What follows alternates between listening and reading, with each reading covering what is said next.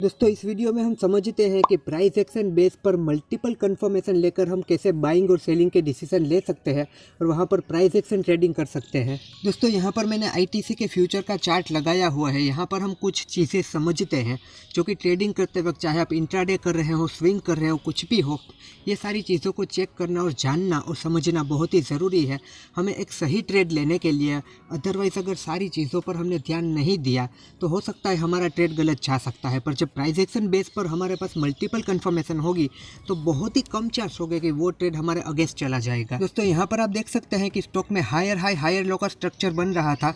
इसे हम 5 मिनट में सेट कर देते हैं ताकि और अच्छे से दिखेगा।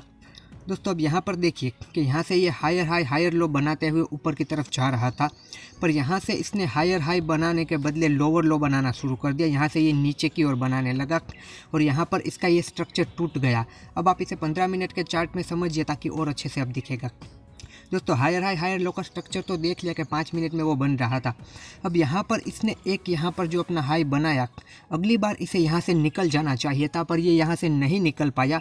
यहीं पर रेजिस्टर्स को लेकर ये नीचे की तरफ आने लगा। अब दोस्तों यहाँ पर हमें करना क्या होता है, एक तो यहाँ से हमें एक ट्रेंड लाइन को ड्रॉ कर देना होता है कि यहाँ पर जो ये सपोर्ट ट्रेंड लाइन है, एक राइजिंग सपोर्ट ट्रेंड लाइन, उसे यहाँ से ड्रॉ कर देना होता है। उसके बाद दोस्तों आप देखिए यहाँ पर इसे रेजिस्टेंस भी मिल रहा है, यानी कि रेजिस्टेंस से रिस्पेक्ट दे रहा है, यानी कि यहाँ से प्राइस को रिजेक्शन मिल रहा है। और यहाँ पर आप देखिए एक चार्ट पैटर्न बन रही है, एक डबल टॉप चार्ट पैटर्न यहाँ पर बन रही है। तो ये जो डबल टॉप चार्ट पैटर्न है दोस्तों, इसकी नेकलाइन यहाँ पर है। अब ये नेकलाइन टूटती है तो हमें बहुत ही कंफर्म हो जाता है कि अब ये स्टॉक नीचे ही जाने वाला है। दोस्तों जब भी आपको प्राइस एक्शन बेस पर ऐसे कंफर्मेशन मिलती है तो आपको एक ने आपको मल्टीपल कंफर्मेशन मिल सकती है। आपको सारी चीज़ें पता होनी चाहिए, जैसे कि यहाँ पर रेजिस्टेंस पर प्राइस को रिजेक्शन मिला, उसके बाद डबल बॉटम पैटर्न भी मिली और उसके बाद दोस्तों ट्रेंड लाइन भी ब्रेक डाउन हुआ। ट्रेंड लाइन का ब्रेक डाउन हुआ मतलब कि एक से ज़्यादा हमें यहाँ पर सिग्नल मिले कि ये प्राइस अब यहाँ से नीचे जा सकती है, स्टॉक यहाँ से नीचे जा सकता है। और बियरिश कैंडलस्टिक तो बन ही रही है तो वो भी हमें देखना होता है। अब अगर आप इसे मल्टीपल टाइम फ्रेम में चेक करना चाहते हैं तो दोस्तों दूसरी टाइम फ्रेम में भी कुछ ना कुछ सेलिंग के सिग्नल मिल ही रहे होंगे।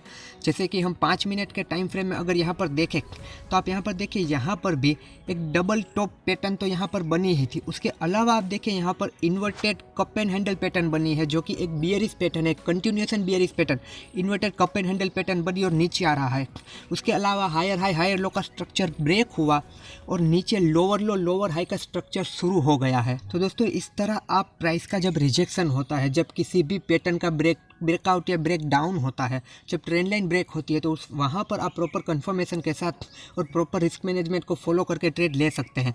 अगर आप इसे एक 1 आवर की टाइम फ्रेम में भी चेक करना चाहे कि 1 आवर में वहाँ पर क्या सीन है, तो आप यहाँ पर देखिए कि 1 आवर पर भी यहाँ पर इसे रेजिस्टेंस मिल ही रहा था। तो आज भी प्राइस यहाँ से आई और बड़ी सी रेड कैंडल बना के नीचे आने लगी। तो मल्टीपल टाइम फ्रेम पर दोस्तों यहाँ पर हमें इसे सेलिंग के सिग्नल मिल रहे थे, तो यहाँ पर हम सेलिंग कर सकते हैं। 10 मिनट में आप देखिए सिमिलर टू 15 मिनट जैसा ही चार्ट यहाँ पर बन रहा है, जैसा कि 15 मिनट में बन रहा है। तो दोस्तों प्राइस एक्शन के बेस पर विदाउट किसी इंडिकेटर को यूज़ किए हुए भी आप मल्टीपल सिग्नल ले सकते हैं और वहाँ पर आप मल्टीपल टाइम फ्रेम में भी चेक कर सकते हैं। तो प्राइस एक्शन ट्रेडिंग में ये सारी छोटी छोटी चीज़ों को याद रखना चाहिए, ध्यान में रखना चाहिए और लाइव मार्केट में इसे टेस्ट करना चाहिए, बैक टेस्टिंग करनी चाहिए।